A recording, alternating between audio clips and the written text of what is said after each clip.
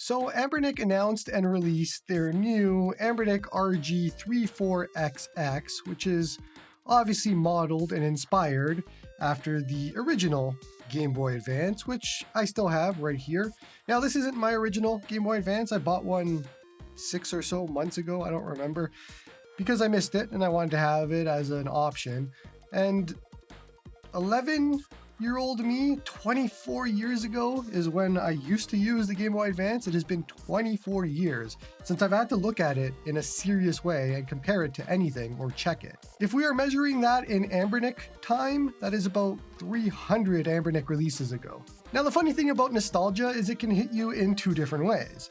The first way is you're like, yeah, man, I really love the Game Boy Advance, or at least I used to, and you see it again and you're like remembering all of those fun times that you had playing Pokemon, playing Golden Sun, playing all those fun games from Game Boy Advance when you were a kid, but you can never recapture that magic when you're 24 years later.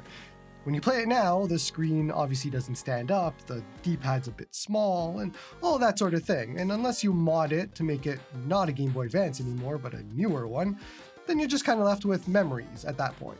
And so when Anbernic releases a 2025 Game Boy Advance, is it hitting that nostalgia note? Does it bring back all of those memories in a good way? Or are you left feeling like, yeah, maybe we should leave that 24 years ago?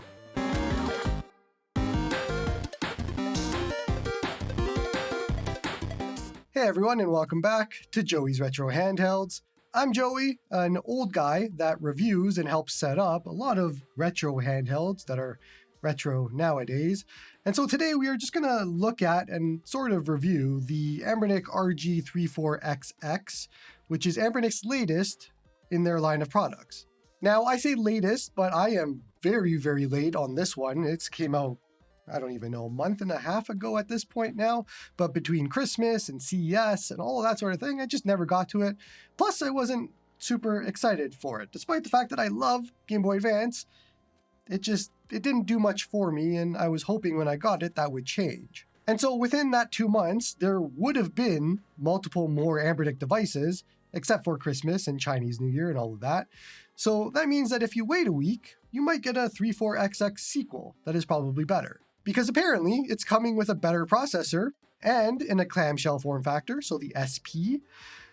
So if you don't like today's device, you don't want the original Game Boy Advance, and you want the clamshell, and you didn't like the 35XX SP from Anbernic, then guess what? The 34XX SP is coming, and you can grab that instead. Let's talk specs here for a quick moment. The RG34XX has a 3.4-inch IPS 720 by 480 display, and that is a 3:2 aspect ratio. It is the same as the original Game Boy Advance, except it is a 3x upscale, thanks to the resolution bump, so it is still 3:2. There is a 3500 milliamp hour battery, which for Game Boy Advance specifically, I was able to clock it at a battery life of about 475 minutes or just under 8 hours with 100% brightness, Wi-Fi on, and sound at 10%. That is actually really good battery life, so perfect. Pricing wise, this is $73 shipped worldwide with my code Joey at checkout with GoGameGeek. These guys are great. I'm told they don't do taxes for those of you overseas, so check them out. Now, power-wise, you can absolutely play more than Game Boy Advance with the 34XX. This is the 10th device with the same processor. It's the H700 processor that Anbernic keeps using. So by this point, we know all there is to know about this device, what it can play, and all of that. The stopping point is essentially Nintendo 64, Dreamcast, and PlayStation Portable. And stop me if you keep hearing this in every single video, but unfortunately, everybody keeps releasing devices with the same stopping point. Now, in all honesty, you're likely not going to be playing Nintendo 64 or Dreamcast or PSP on this, given the fact that it is missing sticks and missing all of the other benefits of a larger screen for PSP, or even for Nintendo 64 and Dreamcast. It is 3:2, not a 4:3, so there are better devices for that. The selling case for the 34XX is specifically Game Boy Advance. That is the only and specific reason you would buy one of these. And so that really means that if you want to play anything else, you are sacrificing in multiple different ways. There are devices that will do Game Boy Advance exactly as this one does, just doesn't look like a Game Boy Advance, and will do other systems better than this. For example, Anbernic's own Cube XX is a much better purchase than this because it can play Game Boy Advance at the exact same upscaling, resolution, and everything, since Game Boy Advance on that screen scales to a 3.4 inch 3:2 aspect ratio and everything. It is the same exact resolution, but you have a 1:1 screen on the Cube XX, so you can play 4:3 games better. You can play 8:7, you can play Game Boy Color. Basically, it is a better all-rounder device than the Game Boy Advance that we have here today, which is the 34XX. Now, I'm sort of giving it away subtly here, but the nostalgia didn't really hit with me. I have much more fond memories of the original Game Boy Advance because I was 11 or 12 years old at that time. And so my thumbs were smaller, my hand was smaller. We didn't really have a lot of options at that point for handhelds. It was the fourth, one of the original handhelds at that point. And so you didn't have a lot of options. You didn't really have a lot of know-how. And plus, if you wanted to play Game Boy Advance, you would buy a Game Boy Advance. There wasn't another option for that. It wasn't like in the handheld space nowadays where if you want to play Game Boy Advance, you can't throw a rock in your house without hitting a device that could play Game Boy Advance. So it's a different sort of scenario. But I know that this device is popular. I know that people bought this sight unseen because it looks like a Game Boy Advance. And so this review isn't for you, obviously. If you are just buying this because it is a nostalgia hit and it looks like a Game Boy Advance, then yeah, I mean, enjoy it. That's fun. That's cool.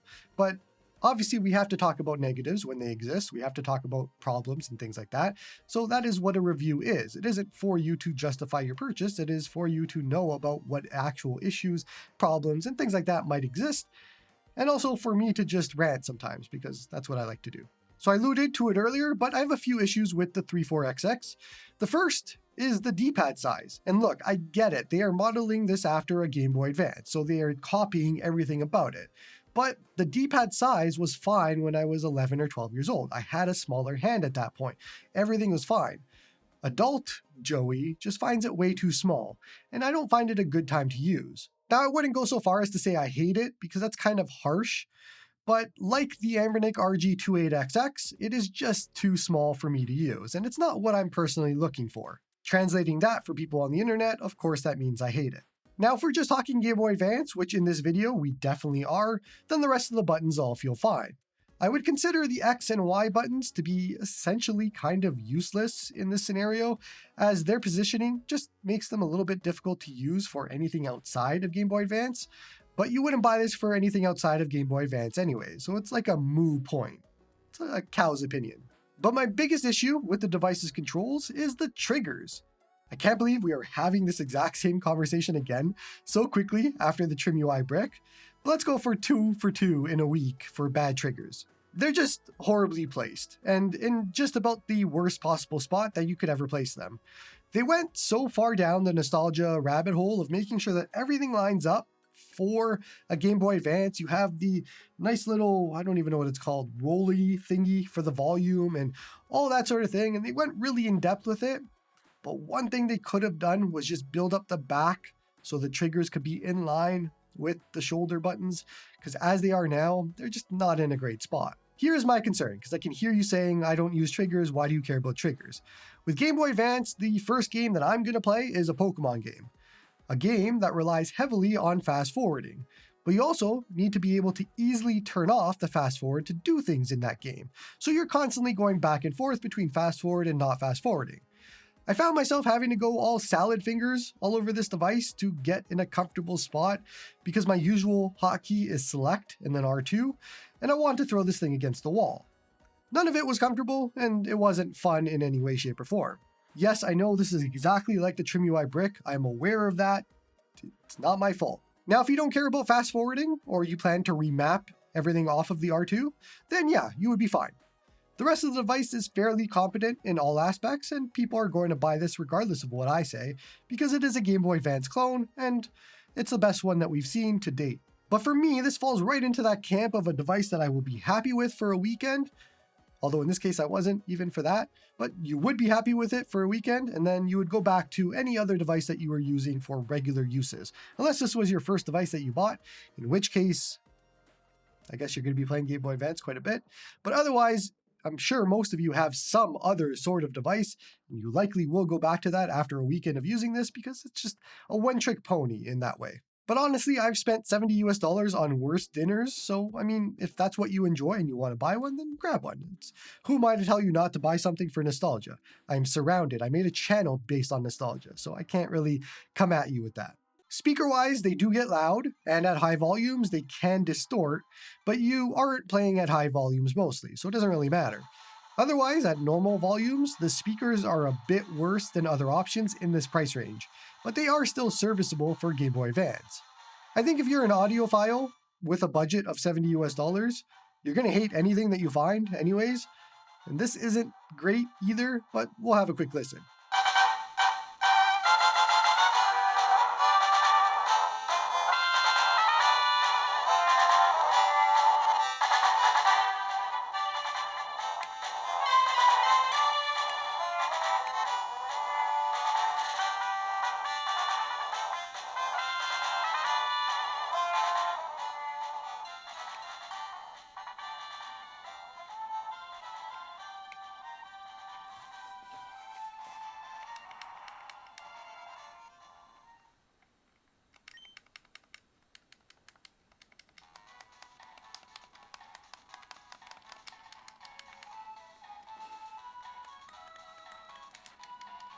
Okay, so on the software front, I would suggest using EmuOS, as the stock OS has issues with display timings and it causes micro stuttering in games.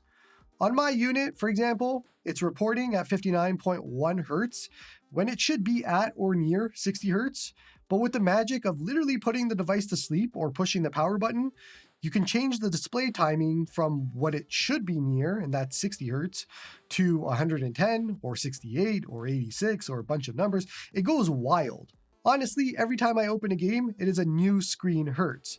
I don't even know what this video will record because it'll be a surprise to me, and yeah, that affects your gameplay. EmuOS, and I believe Nully, although I don't use Nully, have solved this, and they have set the right display timings for this device. So if you're going to be going the custom firmware route, then yeah, you're all good. If you are staying on stock, Gamma Squeeze of GammaOS fame has a fix for display timings that you can get from his GitHub. But for those of you that want a no-hassle out-of-the-box device, this obviously is not going to be it. Charging-wise, USB-C to C charging still is not reliable or working with me for my testing. USB-A to C, which has been my recommendation for most all Anbernic devices, is still safe and is the best route here, although mine tends to have a high-pitched whistle when charging, which means that I charge it very far away from where I am for this review, and this device will definitely be on its way out because I don't want to go through worrying about a device and its battery, especially with Anbernic's track record. I said it in my RG35XX SP review, but I've stopped trusting Anbernic for charging and batteries and all of that. My 35XXH had a spicy pillow battery out of nowhere. My SP and all the stories that happened there with the charging, I don't even want to risk it. Don't care. There are better options than these cheap devices. So yeah, that is my thought on that. But if you're willing to play it safe and you want to watch a device while it's charging, then USB-A to C is your way to go. And then just keep an eye on it, I guess. It feels gross to say that. Like I want to just say don't buy these devices anymore until they fix USB-C to C charging and all of that, but somebody will get mad at me in the comments. So there's no win here. Personal Joey thoughts, I'm kind of done with buying these types of devices until they fix that kind of thing, but reviewer Joey thoughts has to tell you that and then say, I guess buy it if you want. I warned you. Sure. Checking out the HDMI out on this, and it does add an overlay to the black bars for a 16:9 monitor when you play Game Boy Advance. Input latency was normal, and I didn't notice anything out of the ordinary HDMI-wise. That also goes for using an external controller while connected to HDMI over Bluetooth. Using my 8BitDo Pro 2, for example, and there was no discernible input latency or anything. Pairing was instant, but you do have to remap RetroArch to your new controller, as that's not automatic. Okay, so I'm kind of rereading my script now and reading everything that I just said, and I'm realizing it is coming off as harsher than I expected. And that might just be my normal way of doing things because I do like to criticize things as you go along. But The point of being is, if you're looking for a Game Boy Advance clone, then there is no better option than the 34XX. It is absolutely the best Game Boy Advance clone. If you just want to play Game Boy Advance, then yeah, sure, grab it. That is a good use case for it. Obviously, keep in mind the issues and concerns that I brought up, but if you're going to throw a custom firmware on here and you just want to play Game Boy Advance, then yeah, keep it and play with it. But again, it doesn't really matter what I think. This just sold based off of nostalgia and looks already, so reviews for this type of device doesn't really matter in the grand scheme of things. But for everybody else, I just think that outside of handheld collectors that are buying tens and 20s of these things, like myself who gets them sometimes, or anybody else who just buys anything that comes out, you should probably be looking at a device that is more general in use. Like I mentioned before, the Anbernic RG34XX is a better device overall because it can do Game Boy Advance at the exact same screen that this does. Plus you have other options for the other systems, and it is a better all-rounder device. But again, it doesn't come in a Game Boy Advance form factor, so you miss out on that nostalgia hit. So I guess my point is, if you're looking for a Game Boy Advance, then sure, grab it. It is fine. If you're looking for your first type of device, I would not suggest it, and I would suggest a more all-rounder like the Cube XX. That would be my choice.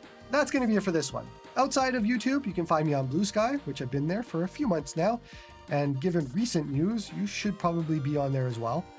You can also come join my Discord where we talk all about retro handhelds. We have Game of the Month, we have ROM Hack of the Month, and all that fun stuff. You can support me on Patreon if you like my reviews and you like my setup guides and they are helping you. Otherwise, hope you all have a good one, and thank you all for watching.